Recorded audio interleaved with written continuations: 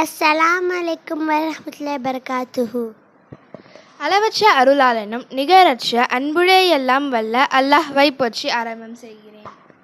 தீதி, ரம்ஜான் மாதத்தில் நோன்பு வைக்கிறதுக்கு யார் யார் மீது கடமை? நோன்பு வைப்பதற்குரிய சக்தி உள்ள ஒவ்வொருவரின் மீதும் கடமை. அதாவது குழந்தைகள், லாங்காக ட்ராவல் பண்ணுறவங்க, ப்ரெக்னெண்ட்டாக இருக்கிறவங்க, ஃபீட் பண்ணும் அம்மாக்கள், நோயாளிகள், இவங்களை தவிர எல்லார் மீதும் கடமை. புரிஞ்சுதா ஆசியா? இப்போ நான் ஒன்று கேட்கட்டா? விளையாட்டுத்தனமாக நோன்பை கழிக்கலாமா? நிச்சயமாக இல்லை. அந்த மாதிரி தவற செய்யவே கூடாது. ஜஸாக்கல்லாஹு கைரா.